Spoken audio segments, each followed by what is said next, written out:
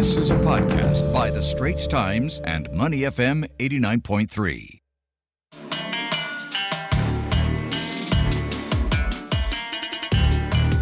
This is Asian Insider and I'm Nirmal Ghosh. Now, less than a month from the 20th anniversary of the September 11, 2001 terrorist attacks on the United States, the Taliban, who gave shelter to the perpetrators of those attacks and was thrown out of power by a retaliatory American invasion, has roared back to power in Afghanistan, and the United States is engaged right now in a humiliating scramble for the exit. Every day now we are already awash with post-mortem reports. Books will be written about this. But today on Asian Insider, we want to move beyond those post-mortems and examine what the implications are for the region, given that Taliban rule is a fait accompli. Now, broadly speaking, the Taliban's resurgence is a win for Pakistan's security establishment, which has all these years kept the Taliban in play. That has been no secret at all. It has been a reverse for India's neighborhood strategy. India sees a Taliban-controlled Afghanistan as once again a partner to Pakistan. We will go into that in a moment. But there are other major powers in the region as well, not least China and Russia, and not to forget Iran. China, in fact, very recently met with a Taliban delegation. Now, to examine these ramifications going forward, I'm pleased to welcome to Asian Insider Dr. Christine Fair, who is Associate Professor in the Security Studies Program at the Edmund A. Walsh School of Foreign Service at Georgetown University here in D.C. And on the line from New York, I believe, is Prakhar Sharma, a political analyst who has studied Afghanistan for 15 years and lived in Afghanistan for a number of years until 2016. Thank you both. I know it is a very, very exceptionally busy time. Thank you both, Dr. Fair, Prakhar Sharma, for joining me on Asian Insider today. Thank you for having us. And can I just tell you, congrats for bringing Prakhar Sharma on the show. He is an undervalued asset in this discussion. So I believe. No, thank you, Dr. Fair. It's a privilege to be on the show with you. It's a privilege to be with you. Thank you both. Anyway, so obviously there are no simple answers, but let's start perhaps with India and its relations with China and the United States. Does this eventually drive India and the United States closer as the Taliban reach a pragmatic accommodation perhaps with China? Dr. Fair, could you unpack this a bit? What do you see as likely going forward? Right. So that's a really big question given our limited time. It is. So I'm just going to focus really on, I guess, what we could call an emboldened China, right? What we've seen in the last few years, particularly during the period of COVID, China's taken advantage of the lethargy that other countries have exhibited dealing with the various domestic crises related to this pandemic. We see that at the height of the crisis of the pandemic, China was very busy revising borders with India and, literally using force to change the territorial disposition of the line of actual control. So I think while the world was trying to figure out, what is our future going to look like in this pandemic, the Chinese, they just kept forging along. I've seen a lot of Western commentators really exhibit an appalling display of ignorance about the history of the Chinese-Taliban relations. If you go back to the pre-9/11 period, you'll see that the Chinese actually had a memorandum of understanding with the Chinese. The Chinese actually provided what was passably the information technological infrastructure in Afghanistan. They were providing various kinds of support. And the Chinese were even on the eve of signing a memorandum of understanding with Osama bin Laden himself prior to 9/11. So in fact, you can, if anyone has any doubts about this, you can go back and look at Osama bin Laden's various proclamations. He never once criticized China, even though by the time September 11th, 2001 had happened, the Chinese were already busy genociding not only the Uyghurs, but other Muslims as well. So this is actually a really old story. And I think one of the reasons why the Chinese were, along with the Russians, very early normalizers of the Taliban is that if you look at that Chabahar port, right, which they've poured a lot of money into, Chabahar only makes sense as economic ground line of communication if you don't have to travel through the port in Karachi, because right now everything comes into Chabahar, it goes east to Karachi, and then it goes north and upward. So for that to And India was also a major investor in Chabahar. I didn't mean Chabahar, I meant Gwadar. Sorry. Yes, India was I know. I very was major wondering about that. in Yes. the competitive Yeah. in the competitive port at Chabahar. So things come into Gwadar, Yeah, so which you're is talking about Gwadar. I'm Yes. talking about Gwadar, right? So things come into Gwadar, they go east to Karachi, and then they travel up and they pass at Torkham. So for Gwadar to be truly an economically viable deep sea port for the Chinese, it actually has to, the GLOCs have to go from Gwadar through Balochistan and then onto the ring road, right? So that's a serious bonus for China. And the other issues, I'm sure Prakhar knows, because he spent so much time in the country. China is the largest single country investor in Afghanistan. In particular, I'm talking about the Anak copper mine, but it can't benefit from those investments until it gets the resources out of the ground into the market. And this requires a stable Afghanistan. So China doesn't care about human rights. China doesn't care who's in charge. China doesn't care if women are getting abused and young girls are being married off and young boys are sodomized, because that's how the Taliban roll. What the Chinese care about is stability and being able to connect Afghanistan to their various pipe dreams in Pakistan.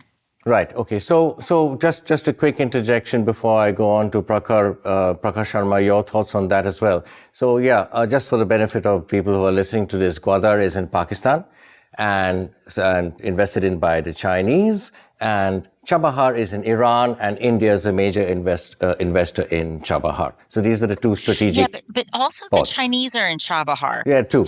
The Chinese are also in Chabahar, right? So the problem with India's investments in Chabahar is that for too long, the Indians kind of, how to put this nicely in a way that won't offend Indian viewers, accommodated U.S. interests, right? So what ended up happening is the Indian investments in Chabahar were highly restricted to just a few berths.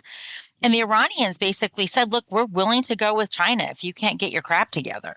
And so unfortunately, because the Indians decided to accommodate U.S. interests, which I thought was an enormous mistake on the part of the Indians, the Chinese were also able to swoop in and take a dominating position in Chabahar. Okay, Prakhar, your thoughts on all that. That's a lot to unpack, but tell me your thoughts on the same question. What do you see in terms of regional dynamics going forward? So I agree with what Dr. Fair said. And just to give you a context, in 2011, when China invested in the Anak copper mine, they very soon realized that it's a nightmare for them to extract any minerals out of Afghanistan in the middle of a war. So Dr. Fair is right in the assumption that China would prefer a stable Afghanistan under Taliban than an unstable Afghanistan, which is still trying to negotiate its national unity. China doesn't care about the nature of politics in Afghanistan as long as it offers the stability that China needs to extract the mineral resources out of Afghanistan. I also think that among other countries in the region, China has perhaps taken the most dramatic position in engaging the Taliban. India has been quite skeptical about it. Iran has moved back and forward on that. Russia has also changed its position a couple of times in the last 5 years. China has been consistently, at least over the last 4 years, been advocating that we need to engage with this regime. If you see even now, the Chinese embassy is still open in Kabul, as is the Russian embassy, while most of their embassies have packed up. So going back to my original question, does this inevitably drive India and the US into a slightly deeper embrace? Prakhar, you first on that? I don't think that the US-India positions on Afghanistan align as closely as the two countries make it out to be. Because India sees Afghanistan strictly from a Pakistan perspective, whereas US doesn't, despite all the evidence that Pakistan has been the major, perhaps the preeminent spoiler in Afghanistan's national development. So I think the policies haven't aligned that closely on it. Now, will the onset of Taliban in Afghanistan change that? I really doubt, because there is very little appetite, especially in this administration, to do much about Afghanistan. From Indian perspective, I can speculate that India would be waiting and watching whether Taliban recalibrate their posture, whether they demonstrate some sort of autonomy from Pakistan. But short of that, I think India would just have to wait and see if there's any room for new entry into Afghanistan, either through enabling resistance against Taliban, which I don't think would last too long, or expecting some sort of fragmentation within the Taliban. This podcast is available on our audio app. That's AWEDIO. Like us and rate us. And now, back to our podcast episode. Dr. Fair, in a sort of cold-blooded analysis, Afghanistan does matter less to the US unless there is terrorism coming out of there, as it has before. Less important than Pakistan. In fact, I think it was, correct me if I'm wrong, but it was President Biden when he was a senator some time ago, I think, he apparently told Afghanistan's then President Hamid Karzai that Pakistan was 50 times more important than Afghanistan. What are your thoughts on this? So it's complicated, right? Because you know that, I've generally been a lone voice for the last 17 years, arguing that we're losing in Afghanistan because of Pakistan. And if you really care about international terrorism, if you care about nuclear proliferation, you need to stop being compelled by Pakistan. So it's since I don't fundamentally understand the American inability to comprehend the fact that the United States is single-handedly, well, that's not true, along with the British, making Pakistan more dangerous. I'm not in the capacity to explain why that is. I've literally cried myself hoarse. I took like a 2-year hiatus in writing op-eds because I just was exhausted with explaining the obvious to people who offered various excuses. But what I think the Pakistanis have been very effective at doing is convincing the world that they are too dangerous to fail, right? This is why they haven't been put on the FATF blacklist, because the blacklist designation will deprive them of access to IMF. And here's my prediction, okay? I've been wrong about some things, but I've generally been right about when the United States comes to al-Pakistan.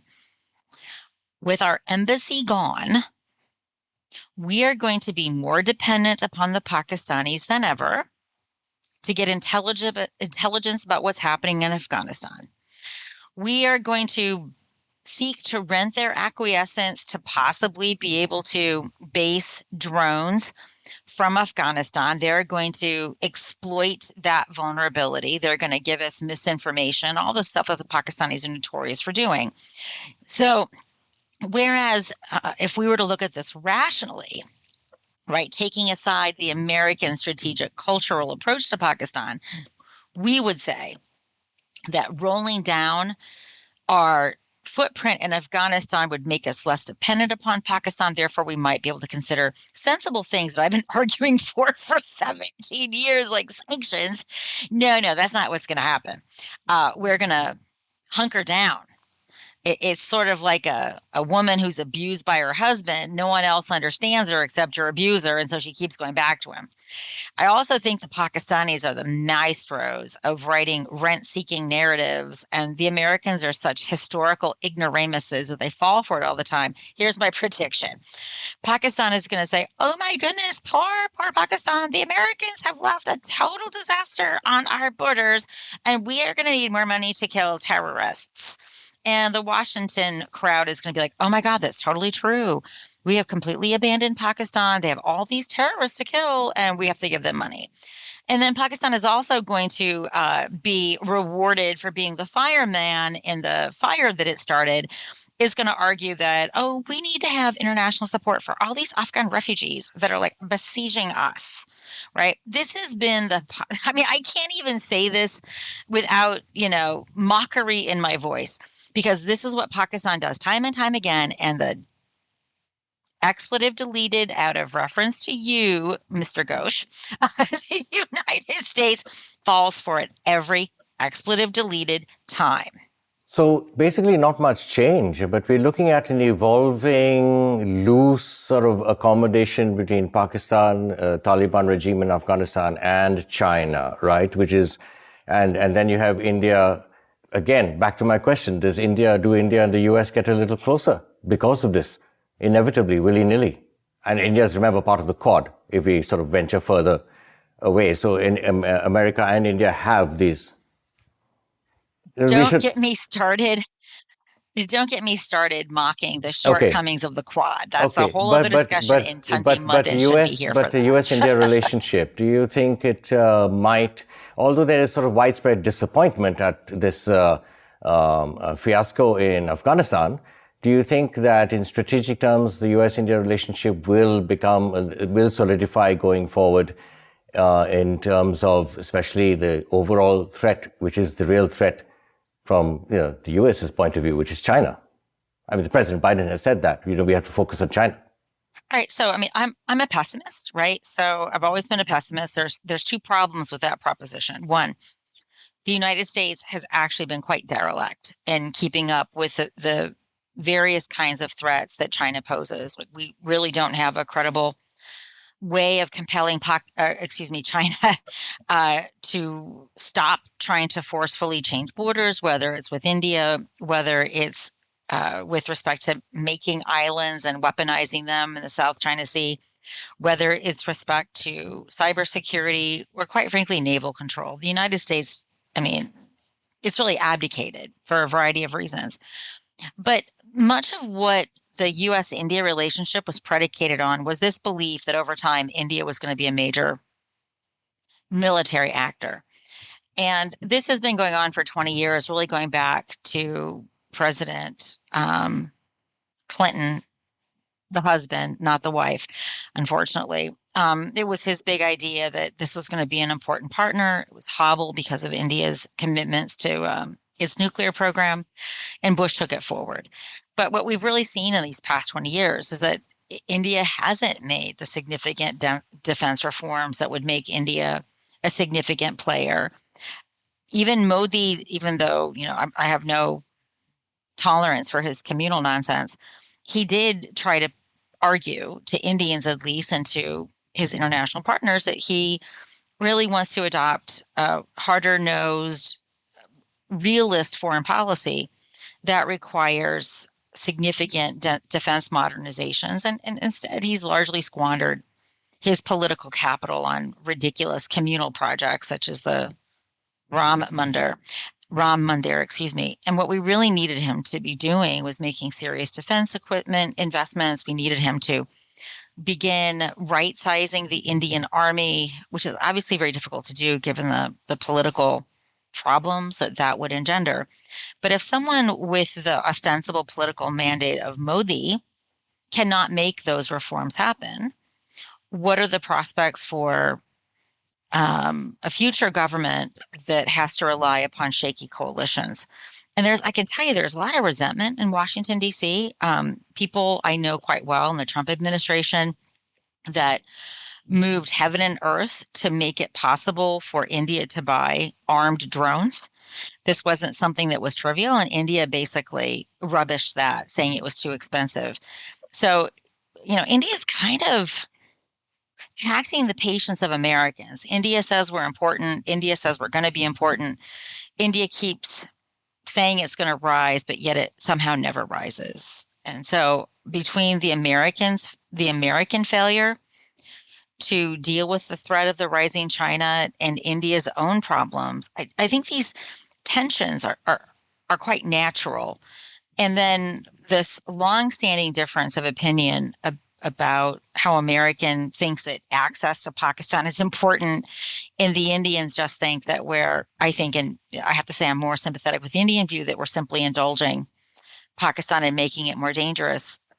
In the context of these larger strategic differences, I think these regional differences are going to become more important, especially as Deobandi terrorists who've always co-located with the Taliban begin their renewed offensives against India. And I'm going to guarantee you the United States is going to give very little interest to what India experiences as a consequence of these decisions in Afghanistan. Prakhar, your opinion on all of that? It's a tall order, but what do you see going forward in terms of these regional dynamics? Sure. The big power dynamics. So on that, I completely agree. The big power dynamics.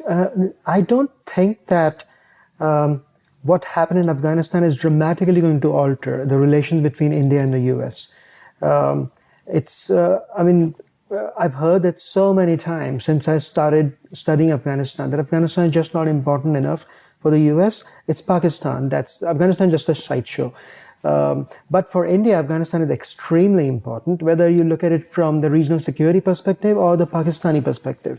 So my sense is that yes, the relationship will not change quite dramatically. The anchor for India-US relations right now is China, not Afghanistan. China's engagement with Taliban also would not alter those dynamics because US has done exactly the same. If you look at it from a regional security perspective, and if India were to think of what betrayed the future of Afghanistan, it would be all the countries in the region, including the United States. So I really don't think that what happened in Afghanistan over the last week and a half, 2 weeks, is going to significantly alter India-US relations. There are frustrations on both sides. Both the countries' history is littered with bad intentions and unfulfilled promises, and I don't see that changing because of what happened in Afghanistan. Okay, one last quick question, and Prakhar, I'll ask you this first. There is a sort of thinking among many observers of the situation that the US has suffered, an erosion in its credibility. But given the fact that that Afghanistan is not that important to the US in the greater scheme of things, is it also not a good idea to underestimate the US's staying power? I mean, I find it, well, that's a good question. I just find it puzzling that the Americans would not want to keep 2,500 troops in Afghanistan when they're literally begging the Iraqis to allow 2,500 troops to remain there.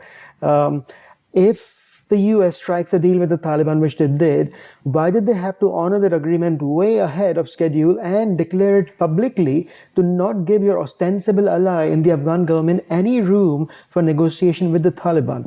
So I think that on several levels, while we may debate on the merits of whether the US should have stayed or not stayed, how the US went about its exit is deeply problematic. And I think there's a deep mistrust among the Indian polity about the staying power of the US in the region, and the fact that India looks at Afghanistan from the prism of Pakistan, but as does US. And I think to a large extent, this just reinforces that perception that the US is not a partner to rely on in the long term, nor is the United Kingdom, but US definitely is not. And the regional stakeholders will have to figure out their own calibrations to respond to this situation. And I do think that among all the regional players, China, Iran, Russia, India, Pakistan, India seems to be the most vulnerable at this stage, and also one which doesn't have a coherent strategy to deal with this mess in Afghanistan. And that's largely an offshoot of the fact that they haven't had a coherent strategy to deal with post-2001 Afghanistan in the first place. Dr. Fair, last word from you. Has the US suffered a blow to its credibility in the eyes of its allies and friendly nations? And there's going to be enormous consequences for this. When Biden says that Afghanistan is not a sanctuary for Al-Qaeda or Islamic State, it's just rubbish. It is. The Taliban itself is a major terrorist organization. It is, in fact, the proxy of the Pakistani state. And what he has demonstrated in the last 10 weeks is that he is arrogant. I mean, what people don't appreciate, perhaps, is that this wasn't something that Trump foisted upon him. He actually wanted to do this when he was vice president. It's actually well known. There were significant arguments during one confrontation. He had even referenced the fact that Kissinger and Nixon got away with worse, and so he would be able to get away with this. So this isn't something that Trump foisted upon him. He wanted to do this. He believed he was right. And leave aside the SIVs, the people that worked in our military, in our embassies. How about the civil society people who were the people with whom we worked to help create a different kind of Afghanistan? He has left them to fend for themselves. And I think not only is this going to have strategic consequences, who will ever want to work with us? This will have consequences abroad and it will have consequences at home, and he deserves all of them. Sadly true. Okay, Christine Fair, Prakhar Sharma, thank you once again at a very, very busy time for making time for Asian Insider. Thank you. All the best. Take care out there. Thank you. Thank you. The Asian Insider Podcast channel is also available on Apple Podcasts, Spotify, Google Podcasts, and our audio app. That's AWEDIO. Like us and rate us.